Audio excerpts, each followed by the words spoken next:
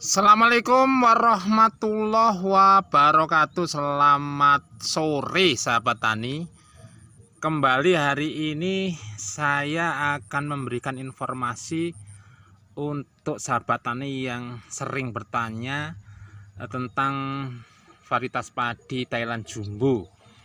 Nah, kebetulan saya hari ini sore ini survei ke petani yang kemarin menanam padi Thailand Jumbo di lahan yang menurutnya itu sangat susah sekali ditanami padi karena seperti ini sahabat tani ya, seperti ini. Nah, ini ya, tanahnya berkarat ya, kuning seperti ini. Nah, tanahnya berkarat seperti ini ya sahabat ini. Nah, seperti ini. Nah, saya kemarin sarankan untuk menanam padi Thailand Jumbo. Kemudian petaninya juga menguji tanam padi yang lain. Saya nggak tahu jenis yang lain. Tetapi kita lihat ya, sahabat tani ya. Kita lihat di tempat yang sama, lokasinya sama ya. Yang di atas ini adalah padi Thailand Jumbo. Nah, seperti ini. Alhamdulillah dibandingkan dengan yang di bawahnya, ini lahannya sama ya sahabat tani, petaninya sama dengan varietas lain. Varietas lainnya ini tidak berkembang atau pertumbuhannya itu kurang maksimal. Tetapi kalau di atasnya ini padi Thailand Jumbo, alhamdulillah ini lumayan cukup bagus ya perkembangannya. Jadi ini mungkin salah satu varietas yang mungkin cocok ditanam di rawa juga, karena ini termasuk daerah rawa. Nah, daerah rawa paling bawah ya sahabat tani. Karena saya penasaran, karena saya kemarin tanya bagaimana perkembangan padi Thailand Jumbo-nya. Alhamdulillah mengatakan dibandingkan dengan padi yang lain, varietas lain yang ditanam di lahannya ini lebih bagus. Nah, ini ya, ini Thailand Jumbo seperti ini. Ini ya, tanahnya berkarat ya. Yang di atasnya ini beda varietas. Nah, seperti ini yang di atasnya. Ini lahannya sama, ini taninya sama, cuma nanam dua jenis padi Thailand Jumbo dengan satu lagi varietas Ceherang ya sahabat tani. Tapi Ceherang memang nggak tahan di tanah-tanah yang berkarat seperti ini.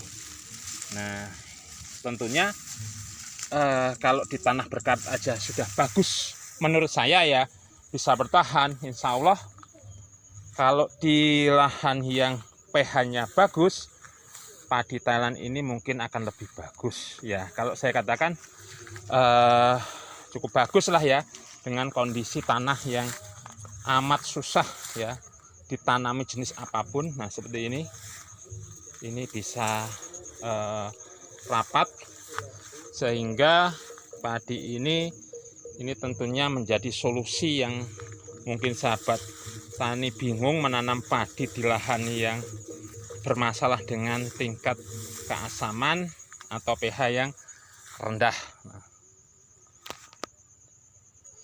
Nah, sengaja saya memang ambil video ini sahabat tani ya. Kalau saya selalu upload di channel saya yang saya tanami itu mungkin perlakuannya beda ya, tapi tanahnya juga beda. Tanahnya kalau tempat saya itu bagus ya, alhamdulillah bagus. Tapi kalau di tempat ini kan real, tanahnya juga seperti ini, alhamdulillah lumayan cukup bagus.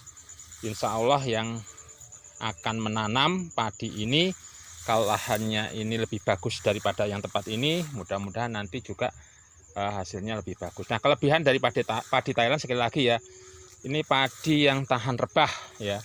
Kemudian rasa nasinya ini cukup pulen, bahkan sangat pulen, sedikit beraroma.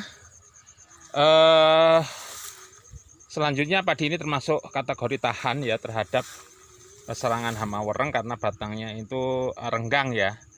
Hanya kekurangannya umurnya memang agak pendek. Kemudian berikutnya dibandingkan dengan padi yang lain, padi ini dari pangkal sampai ujung ya sahabat tani ya, dari pangkal sampai ujung ini bernas atau berisi ya. Jadi dari pangkal sampai ujung ini bernas atau berisi, sehingga ini merupakan padi yang ya kapaknya termasuk tergolong sangat sedikit sekali ya, atau yang gabuk sangat sedikit sekali. Oke ya sahabat tani, sampai di sini ya informasi saya. Ini bukan tempat saya sahabat tani, ini petani yang kemarin mengambil bibit dari saya. Sampai di sini saya akhiri. Assalamualaikum warahmatullahi wabarakatuh.